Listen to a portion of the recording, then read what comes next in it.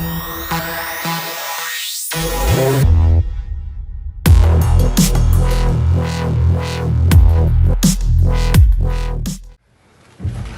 was going to start this by a true story. I was on the tube today, it's true this, travelling across, and I was standing there, you know, holding on to the top of the rails and keeping a really tight grip, and suddenly this young guy just tapped me on the shoulder.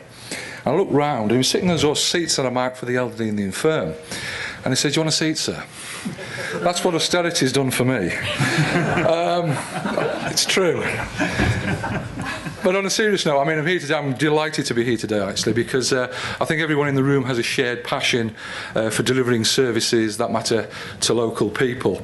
And we have a huge challenge ahead of us. There's a lot of discussions going on about an IT strategy for government and an IT strategy for local governments. And I just wanted to put my two penneth into that discussion. I think what's really important about digital and services over the next 5 years is it's not a strategy about websites per se, it's not a strategy about less mobile apps, it's about a strategy that fundamentally helps us deal with things like early intervention, integrated working, the empowerment of citizens to do things for themselves, to do more sort of prosaic things like fraud and identity checking, re-engineering services, and a digital supply chain.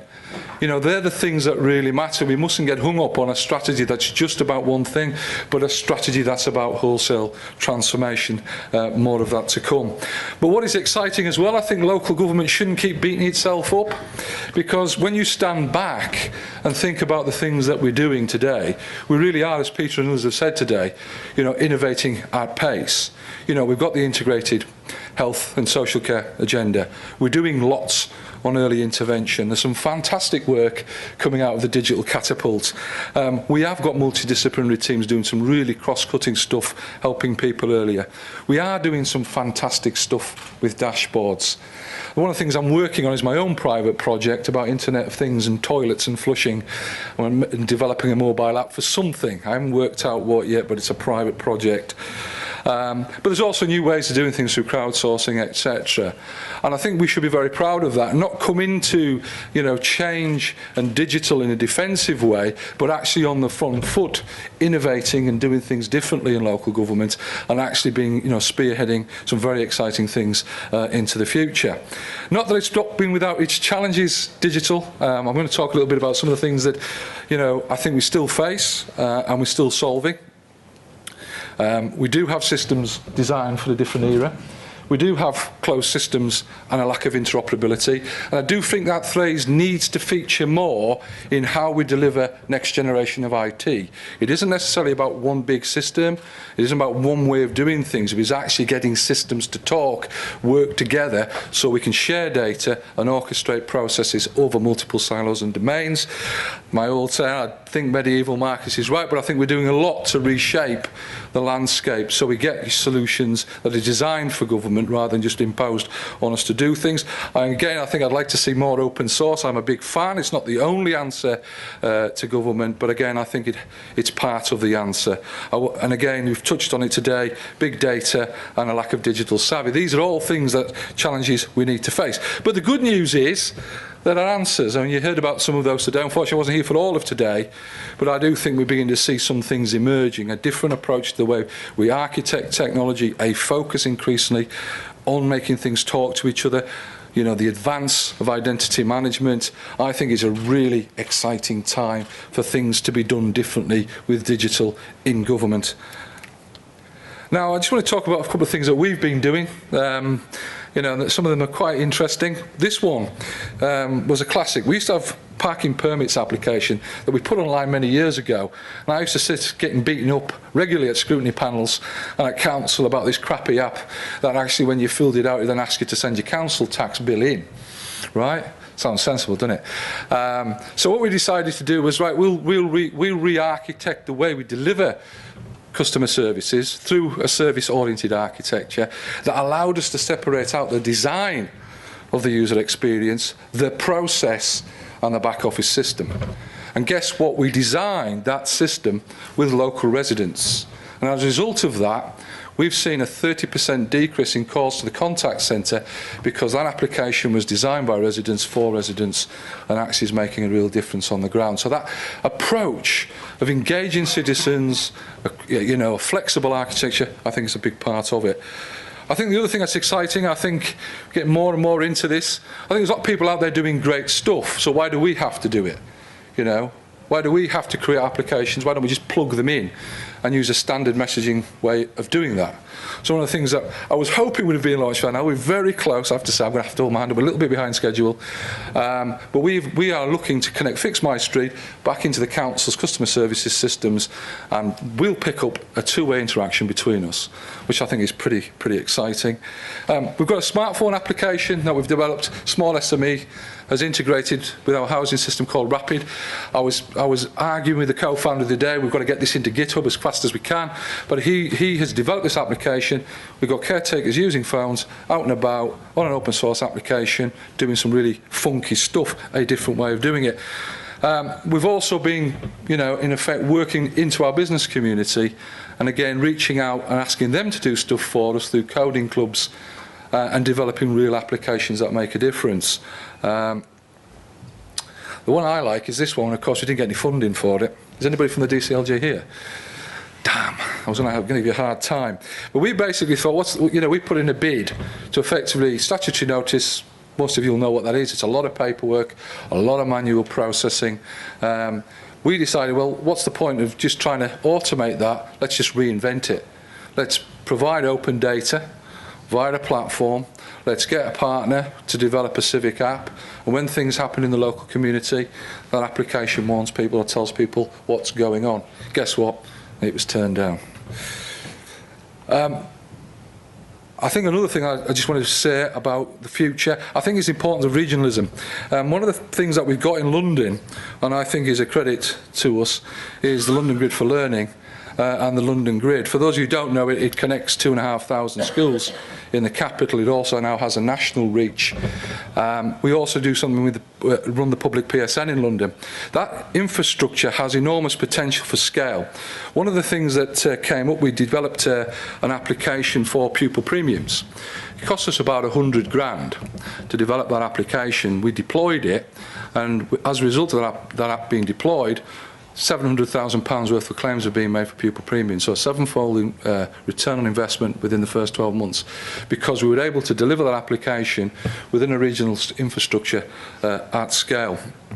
So, just very quickly, the things that I'm passionate about, I might get a question about it, I think it's important we reimagine government, we don't just automate it.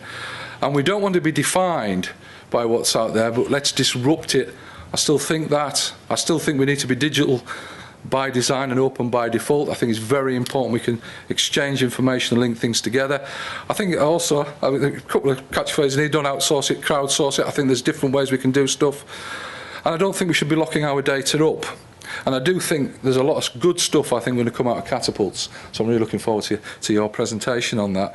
But I also think there's something about inside, outside in, and inside-out strategies. As I say, I think there's a lot of things can happen with civic apps and public-facing systems that others can do for us that they need to consume our data and we need to interact with them. I think that's a very exciting area. So, to finish off, I've just about done it. I think the future in local government doesn't just hinge on a structure. I think, that I've never found in local government a structure solves a complex set of problems. But I think fundamentally what's important, and I think what's very exciting about today, is that we are reinventing the way we do government in local government, and what we need to do is accelerate that and get with it. So that's me. Thank you. Thanks, John. Straight on now then to Uros Strel Lencic from the Digital Catapult.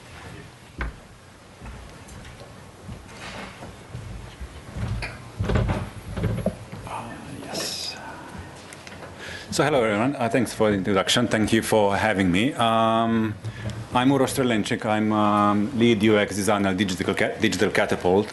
Digital Catapult is supported by the government. We also have our own projects. That's the reason, I guess, we are being involved in so many, projects around councils, around how can we engage SMEs, citizens, and how can we, make them work together instead of just in silos.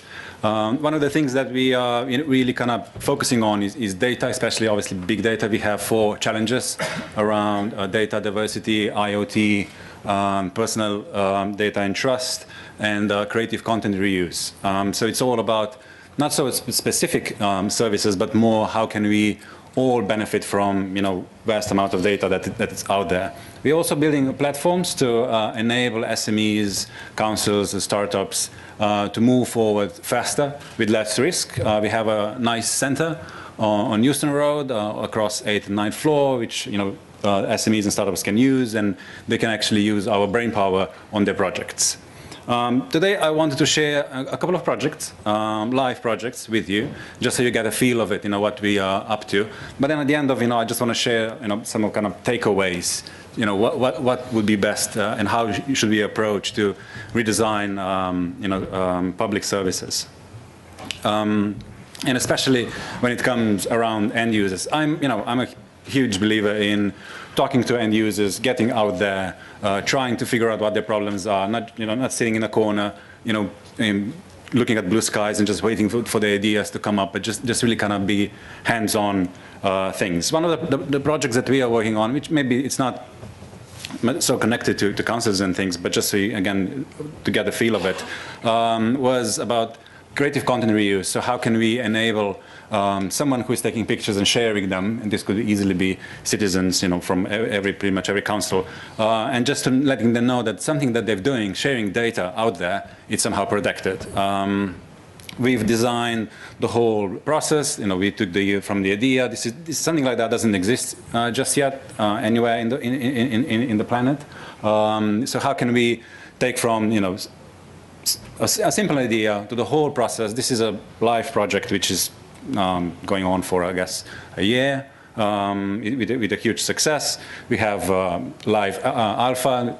People from even Asia and Australia are interested in how to do these kind of technologies. But to go more towards councils, I guess, one of the projects that we've done, we captured a bunch of data that is currently available out there, and we came up with a scoring system based on that public data. And we developed 5 scores for GP, for green space, for dentists, and some other information. And we offered that information, the data, to SMEs and startups. And then Toothpick came along. I'm not sure if you know what Toothpick is all about. Basically, you can book a dentist anywhere in UK with just a few clicks. But the problem that they were having is, you don't really book a dentist every day or every week. So how can we engage? How can we bring that sort of environmental data to life and start bringing that acquisition? And then obviously, end of day, revenue a bit, a bit up, I guess. And so we took a look into some ideas. We went through a process of the whole user experience design with sketches, prototype, and we came up with a simple solution, which at the beginning, from Toothpick point of view, it was just sort of a PR exercise. But now currently it's a live service, which is all around dentists, but based on all the research and things that we've done, they are looking at how can they expand the offering by inviting other services, like someone who can, maybe you can book a bike in a council, and then how can we make a bit more tangible in that way, and even make a profit. Just recently, we've been involved with Future Everything. They organized this hackathon in Manchester. It was just during a weekend, where a bunch of SMEs, existing companies came, and students, and there were about 50 people with their ideas, and we were invited to help them, again, develop those ideas and create potential products. I was involved, again, as a user experience expert, and I've helped them to apply certain UX tools and UX techniques to develop those ideas. One of the projects that won the competition was Gripe. It's all about how can we, it's something similar we heard before, like Fix My Street kind of sort of service, where you capture problems, issues around the council, around the city, and you report them. The idea was a simple app where you have a nice feed, and basically the question is, should this be fixed? It's not just, hey, this is a problem, you have to fix it, no matter what. But it's actually a question, should this be fixed? Or obviously later on, this question could be changed.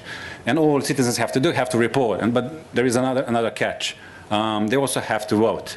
So should this be fixed, yes or no? Because sometimes the problem, as in this case, a nice graffiti, maybe that's a good thing to have. So citizens should have a vote on that.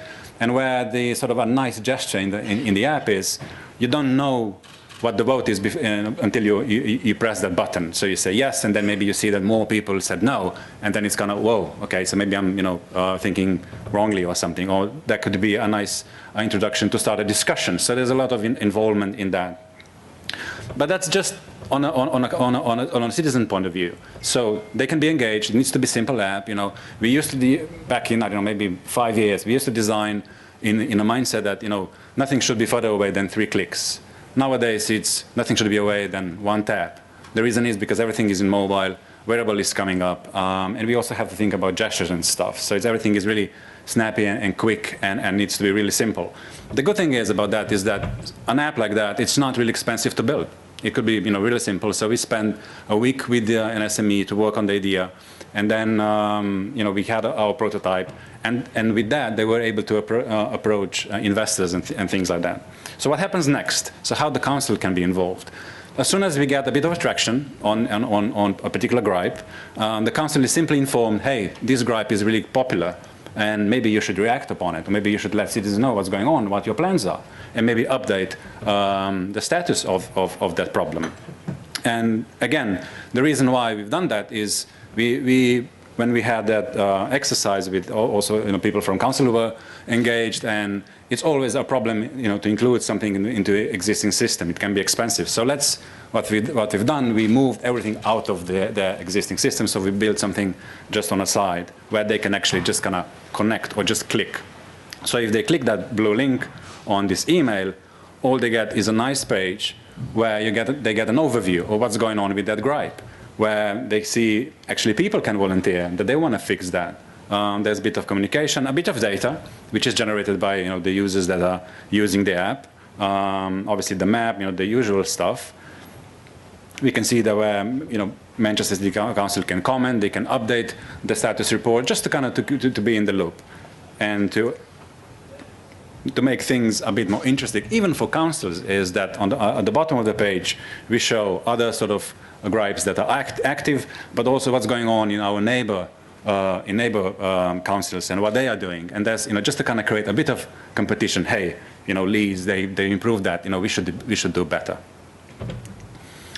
So the driver for again, back to kind of a bit of a philosophical, I guess, the driver how to design and push innovation is behavior and context-driven user experience design. That's fine. What does that really mean? So usually when we start designing is what's the shape of the service. Nowadays it could be wearable, it could be app, could be a desktop application, it could be something on the screen. But is that really a good question? Or what's the purpose of the service? Something that we should obviously we should ask ourselves. Sure, we can have a bit of a discussion and things. But what I'm really after when I'm trying to design something interesting is where's the hook? I think that's the key question, because it means that nowadays people are bombarded with a bunch of, as you know yourself, information. But whereas the hook is really the key. So what's going to make citizens come back? To leave information, to be engaged, to do something more, to tell a friend, to be a bit more kind of proactive. And if you have that in mind, and this is maybe where some kind of takeaways for all of you is, or maybe a checklist, is first, to get inside of user heads. So what is their problem? Obviously, we all are part of any kind of council, so we know what is out there. But again, it's all about citizens. So instead of being in the office and sitting and trying to figure out with workshops, meetings and stuff, it's really much better if you go outside and to try address problems in situ. So where are they actually happening, and talking to people. And then when we are there, we really have to understand those problems. And is it problem A really that necessary that we might think that it's really a problem, but then it can turn out that it's really not. And what I'm trying to create in Digital Catapult is co-creation workshops, where we try to invite different parties, not to just design on our own, but to have from different perspectives, different angles, and trying to create together. And then something that we usually do is try to design a bunch of journeys upon which we decide where to go. And again, back to that hook kind of question is, where is the scalability? So how is this going to share? Are people actually talk about it? Are they going to use it every day? And is it going to stick? So will they come back? And a way to do that is not to wait for the end of product and to launch the whole thing, but it's about testing ideas, testing wireframes, testing design, testing prototypes. Pivoting shouldn't be a problem nowadays. It's easy to change direction when you have small solutions and small prototypes. And at the end of the day, ideally, this should end up with something cool. So thank you.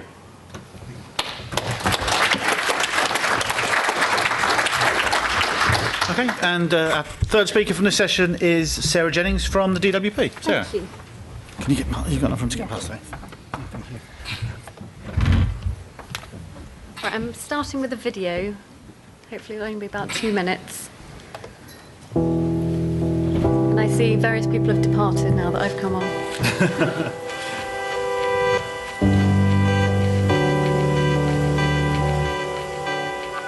This is not just something new, it's a methodology and it's a toolkit that you can apply to pretty much anything that you want to do. And it's not the latest fad. And it's not the latest fad. So what's it been like working here in Leeds 1?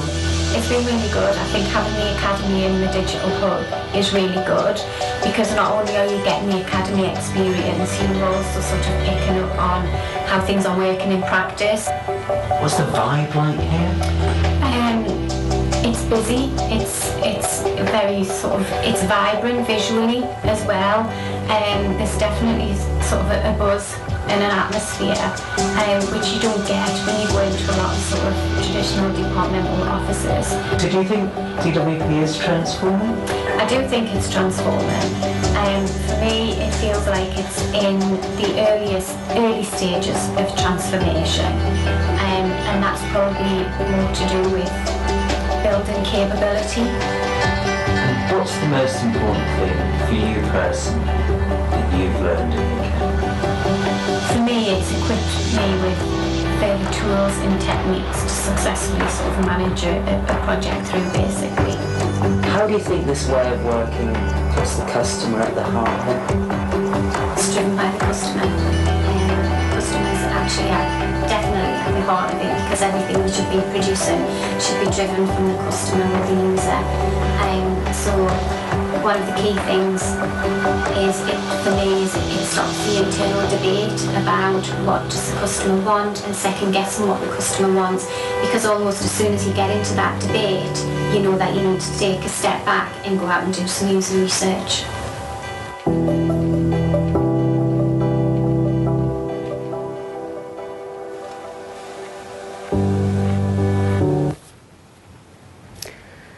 So, that was Suzanne Butler. She's our 100th graduate from the DWP Digital Academy.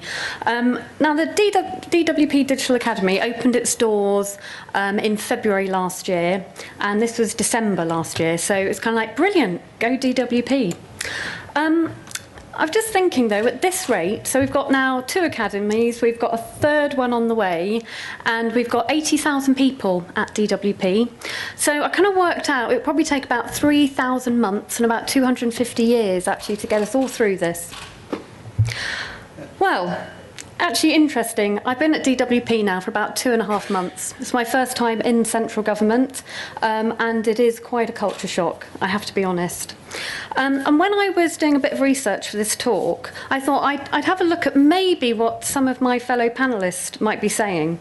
And what I saw, well, oh, I've got somebody speaking. Anyway, while somebody sorts out my technology, I came across a tweet that John Jackson put out a couple of days ago, and it was an article from CIO Today or something like that. I don't know whether you all follow it. It's a blog article. And it was about how government, particularly Whitehall, needs to overhaul itself. And in this article, it spoke a lot about DWP.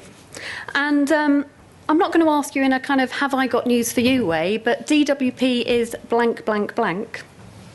Any ideas? Okay, let me read this. So it says, their defence of the legacy delivering an outcome is akin to a tortoise being proud it outlived the dinosaurs. It's related to, but ignoring the fact that mammals have become the dominant species. Well, I won't say anything about my fellow colleagues or anything, but I have to admit, our IT internally is very much behind the times. But anyway, training everyone, I know, is not the right way to go, and it is about making sure that the right people have the right skills. And I have been following the tweets today. I only arrived at 3:30, and I can see that everybody here knows that that's the case. But actually, I'm going to go a bit analogue. I have paper notes. I haven't got any slides, apart from I will keep John's slide behind me. It makes me feel much better. But I'm going to tell you a bit about what I've been up to this week. And I actually completely changed tack, I think, yesterday to think about what I was going to speak about. So I went on a journey this week. I was hoping it would be one of enlightenment, but actually I was stress testing the Virgin East Coast line. I don't know whether you know, but it has actually changed recently. And being WP, and being new to DWP, I wanted to experience what it's like to be a frontline officer. So I arranged a visit at JCP in Sheffield. Even with the jobs miracle, if you believe Esther McVeigh, and I'm sorry, I have actually named an MP during Purda, I'm sorry about that, but that is published stuff, it was actually a pretty impressive outfit. The staff there had up-to-date knowledge of their local labour market, including all the local current job vacancies, and I think that that was actually something that the JCP did with the local authority. They understood all the latest benefits, all the policies, and even from the inside we know this changes quite frequently. Luckily it is Purda, so we're not announcing any more at the moment. And also they could effectively communicate them to the people coming through the door. They had really good mentoring and skills facilities, particularly for young people. And they could also visualise travel options to work so that people knew how far they were travelling and also on the various public transport options. They had Wi-Fi. And also they had terminals where people could actually openly search the web. Now, of course, they had to obviously monitor some of this stuff, but I thought it was great to give people the freedom to actually look for jobs, not just on universal job search, but also through Google and other channels as well. And critically, it was a really friendly and inviting space, and they managed the flow of customers through really well. This meant that, of course, that they had their peaks and troughs, but if there are any disturbances, they could actually capture them before they erupted. So in total, through that particular JCP, there's about 1,600 people that go through there, but they actually managed to get a calm environment, and the IT is something that in Whitehall is something that we would actually bite your right arm off for. What I observed was a really tight ship with committed staff providing the best possible advice and support to their customers, and also working with a local integrated service. So this was enabled through digital and data, so the integration of the travel and also obviously the job searches and the Wi-Fi, all of that kind of stuff. But it was actually backed up by really good relationships in the local area. JCP, local authorities, so it wasn't just Sheffield. Sheffield also looked to Doncaster, where actually there's a big labour market there, with very few jobs in comparison, so actually working together. Also work with employers, looking at new opportunities coming up, and the local transport systems as well. After that, my journey took me east and north, where I joined colleagues from the Cabinet Office's group property unit. Now, a very short historical recap on this. Back in 2013, the UK government published its first estate strategy. I'm sure you're probably familiar with it and have read it back to back. It was all about saving money through reducing assets and physically locating different services. There was mention, I'll just emphasise that, of future joining up of services, but this wasn't actually the specific purpose of this particular strategy. Then, in October 2014, a second strategy was published. Luckily, this was actually more ambitious and more modern, an attempt to scale up the ambition to focus less on the physical estate and more on delivering better integrated public services as an enabler for growth. Gosh, I'm sorry, I'm just hitting this stuff. I've become too analogue, I think, in my current job. I will put this down, that might help. So, by 2020, they set the ambition that, and I will read this out, I have been reading a lot of this, but I will certainly read this one out so I get it right. Remove artificial boundaries between departments, local authorities and other public bodies, work in ways that minimise our need for office space, use what we have more efficiently, and get rid of surplus in a way that maximises receipts and boosts growth and creates new homes. Sounds much better than the 2013 one. And then some of you will probably know that this was very closely followed by a report by the Cabinet Office in conjunction with the LGA called the One Public Estate. And there are, I think, 10 different case studies in there from different councils around the country. So I'm at DWP. This isn't just something for DWP. Department of Health are also involved with this. But given that I think it's something like a third of local government transactions actually are DWP ones, I think this is particularly relevant to us. So back to this week. So Cabinet Office arranged for us to go and visit 2 local authority facilities for potential relocation of job centre pluses in the area. I have to say, it literally was a tale of 2 cities. One of them, great jobs, lots of potential, and a need to look at surrounding areas, a bit like Sheffield, to actually import the workforce that they needed because they had such a growing economy in their area. The other one is about 30 miles up the road. They had ambition and they had potential opportunities, but they had a lot of challenges. Some of it was actually around their elected membership. I'm sure lots of people in this room understand those sorts of things. So in the second area, though, about 5,000 people walk through the doors of their JCPs. So looking at Sheffield and the kind of percentage per head, that was about twice as much. So really, they were different councils and they're on different points of this journey. So this co-location journey, I guess, as I'm talking about. One was essentially turnkey. We could probably move our services in. They were all kind of commercially sound. They'd done this before. They had other partners co-located with them. The other one needed a bit more work. At the second, we were sitting down in a room. There was customer service person, a digital person, the person that was looking after the estates, 2 Cabinet Office people, another DWP guy. And I mentioned the word co-creation. And I thought perhaps that's actually the best way forward for us to come up with the right solution for all of us. Central government colleagues looked at me a little bit shell-shocked. But the council, to be honest, were only too happy to oblige. The thing is, you've got to understand that local government, I know, is not new to this kind of way of working with partners, working out solutions together. But unfortunately, Whitehall is. But I don't want to end on a note bashing central government. I mean, they do pay my mortgage now, after all, so I have to be a bit careful. There's also the Purdah police. But I know that there is willing, now being on that inside for about 2.5 months. And DWP, it might be a gigantic department, but we can't use that big government machine as our excuse all the time. We need to find better ways to break down the tasks and collaborate better ourselves internally. So going back to the challenge, we need to work better together as a public service and to all our strengths. But the thing that actually keeps me awake at night is that we can't wait to overcome these cultural differences. The sorts of things where people, they're concerned about moving offices, they're concerned about their environment, and they just have different ways of working. Right now, our customers expect integrated modern services, and we need to oblige. So, logistically, this can offer a whole set of different challenges when it comes to co-locating. And our whole collective workforce has to come with us.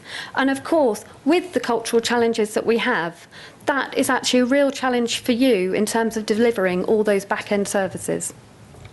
Thank you.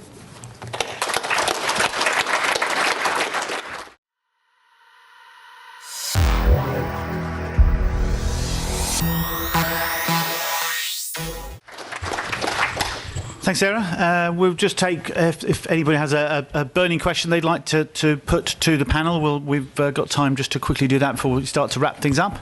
Anybody have a last-minute question they'd like to put around any of that? There's a hand up over here.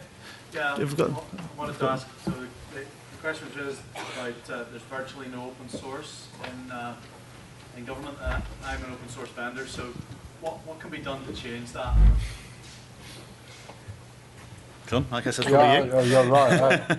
I think it's been interesting because we started off on a journey in Camden probably about 18 months ago, and one of the sort of things that scared the hell out of me was when I looked around and who else was using the products we were using. There was virtually no one in the public sector. You know, I could see in local government. I think Bristol was probably the notable exception. But I think one of the things is in the past there's been some cynicism. It's the guys with the bandanas and the t-shirts with the skull and crossbones who do open source. It's not actually serious enterprise level stuff. I think local government, you know, I think has moved away from that view, but I think that, you know, early days, I think there was a lot of that. I think attitudes are changing. I think one thing that surprised me was I was invited to one of these dinners, you know, these occasional dinners you get to go to in CIO jobs. But actually when I sat down in a room, I was surrounded by the CIOs of pretty much every UK financial institution. And they were all running their systems on open source solutions. I was just flabbergasted. I'm sitting with the guys from Barclays, I don't say who they were actually, but it was a serious meeting, and it just said to me, this stuff is scalable, it's replicable, etc. So I think that's part of it. I also think there's something, it's not the only way, because I think proprietary software has its role. Providing it's standards based and it can connect things, but I think one of the things we have to do is accelerate and share, because I think the open source paradigm potentially lends itself to crowdsourcing solutions. So you know, one thing about local government is there's lots of people out there. Somebody once described it quite recently to me as puddles of innovation, but I'm hoping we can actually link the puddles up and create a lake. But I think part of it is actually getting that connectivity across these groups to do things and share it. I think part of it, as I say, you know, not made as much progress as I'd like to have made on this, but certainly one of the things I'd like to see pushing ahead on is getting this concept of an open systems alliance, because I do think one of the things that we're good at and when we make a real difference is when we collaborate together and do things together rather than compete with each other. I think last thing on this, as I say, I think it's just about taking risks as well. I think one of the things that I see in local government that's different from where it was 18 months ago is a willingness to take risk.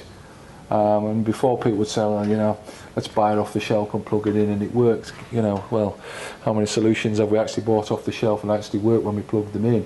I think for me, local government is willing to take those risks now. So I think it's an open door. And I think some of the solutions that are coming out, and once we get things into GitHub, we get them sharing, we get people reusing code, I think that's when we'll see some turning on some of this. Okay, thanks, John. Any other last-minute questions anybody had? Just one over here. Just quickly, John's bring a point from the government meeting. When you try to get your funding on statutory notices, do you get an explanation why they turned it down? I didn't get the feedback. My head of development got the feedback, and he said, I presume this is Charterhouse rules in here, is it? But his words were to me was they didn't bloody understand it.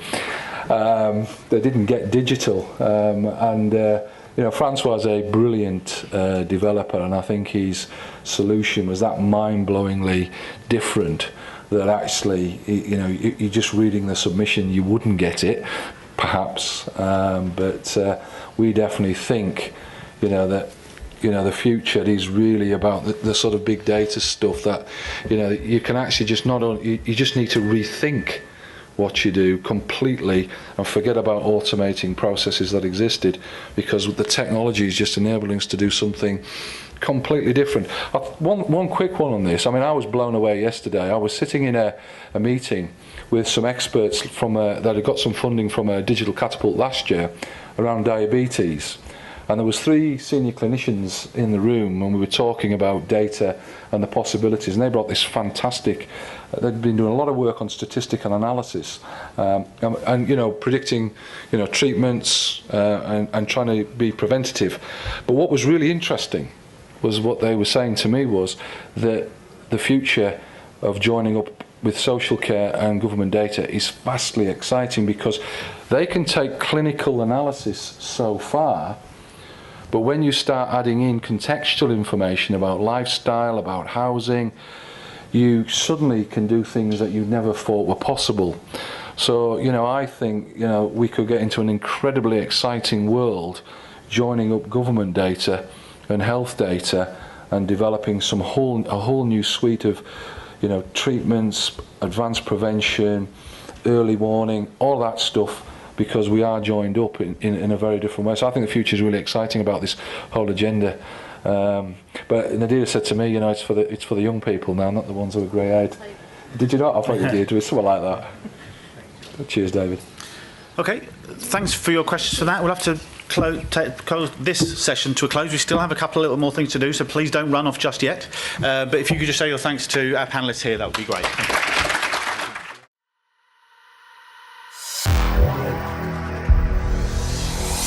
Thank you.